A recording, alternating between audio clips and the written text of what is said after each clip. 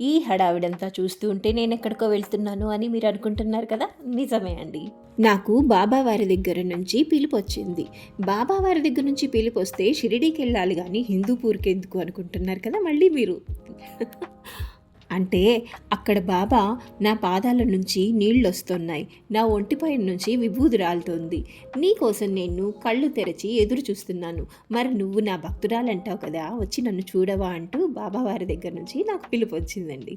ఇంకంతే అండి, ఆగమేఘాలపైన ప్రయాణానికి కావాల్సినవన్నీ సర్దేశానండి. ఒక జత బట్టలు, నాకు కావాల్సిన టాబ్లెట్స్, బాబా కోసం ఒక చిన్న తలపాగా, సిరిడి ప్రసాదము, గురుస్థానంలో మాకు దొరికినటువంటి వేపాకులు, బాబావారికి ఇష్టమైనటువంటి పాలకోవా, అలాగే అక్కడ బాబావారు ఏ ఇంట్లో అయితే మహిమ చూపిస్తున్నారో ఆ ఇంట్లో ఆవిడకి ఇవ్వడానికి ఒక చీర, జాకెట్టు, గాజులు, పసుపు, కుంకుమ అవన్నీ కూడా సర్ది పెట్టేశానండి.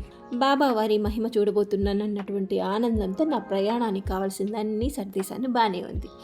నేను తిరిగి వచ్చేంత వరకు ఇంట్లో ఉన్న మా వారికి ఆత్మారాముడు శాంతించాలి కదండి. అందుకే ఇంట్లో ఉన్న మా వారి కోసము, వీధిలో ఉన్న జీవాల కోసము పులిహోర, బీరకాయ, చెనగ్గింజల చట్నీ, పెరుగన్నము ఇలాంటిది ప్రిపేర్ చేసి పెట్టేశానండి. ఫుడ్ మాత్రం ప్రిపేర్ చేస్తే సరిపోదండి, ఆయనకి వాటర్ బాటిల్స్ కూడా ఫిల్ చేసింది పక్కన పెట్టేసేయాలన్నమాట. అది ఆడవాళ్ళు బయటకి వెళ్ళాలి అంటే అన్ని పిన్ టు పిన్ సర్వం సిద్ధం చేసి వెళ్ళాలండి. అంతేలేండి, మన ఇంటి పనితో పాటు ఇంటాయన పని కూడా చేసి వెళ్తేనే మనం ఎక్కడికి వెళ్ళినా ప్రశాంతంగా ఉండగలం కదండి. అన్ని పనులు పూర్తయ్యేసరికి రాత్రి 8:30 అయిందండి. నాకైతే చిత్తూరు నుంచి హిందూపూర్కి నైట్ 12 గంటలకండి బస్సు. హిందూపూర్కి వెళ్ళాలి అని డిసైడ్ అయిన వెంటనే రిజర్వేషన్ అయితే చేసేసుకున్నామండి. కాబట్టి త్వరగా వెళ్ళాలి, సీట్లు ఉంటాయో ఉండవో అనేటటువంటి టెన్షన్ అయితే లేదండి. ఒక 15 మినిట్స్ ముందర వెళ్ళామంటే సరిపోతుంది అని చెప్పారు. కాబట్టి ఆరాంగా రెడీ అయ్యి కాసేపు పూజా గదిలో కూర్చొని, అంటే నేను ఎక్కడికన్నా బయటకు వెళ్తున్నప్పుడు దీపారాధన చేసుకొని ఏ పనిపైనైతే బయటకు వెళ్తున్నానో ఆ విషయాన్ని చెప్పి ఆనందంగా వెళ్ళి క్షేమంగా వచ్చేలాగా చూడండి అమ్మా అంటూ కాసిన్ని డ్రై ఫ్రూట్స్ పెట్టి నేను వచ్చేంత వరకు మీకు ఇదే నైవేద్యంగా భావించండి అంటూ ఒక ఆశీర్వాదం అయితే తీసుకొని బయలుదేరుతానండి. అలాగే నేను ఎక్కడికి వెళ్ళినా కూడా నాతో పాటు బాబావారి ఫోటోనైతే నేను తీసుకెళ్తా ఉంటానండి. అదొక తోడనమాట, ధైర్యం అనమాట.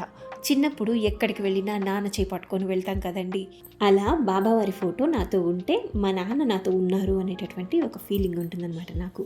రాత్రికి రాత్రి కొండలు, కోనలు, గుట్టలు, జిల్లాలు దాటుకొని హిందూపూర్ అయితే చేరుకున్నానండి.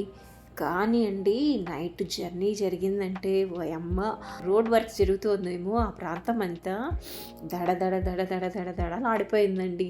అందుకు ఎగ్జాంపుల్ ఏమో చెప్పనా అండి, నైటు నా దగ్గర పెట్టుకున్నటువంటి నా వాటర్ బాటిల్ కాసేపటి కనిపించలేదండి.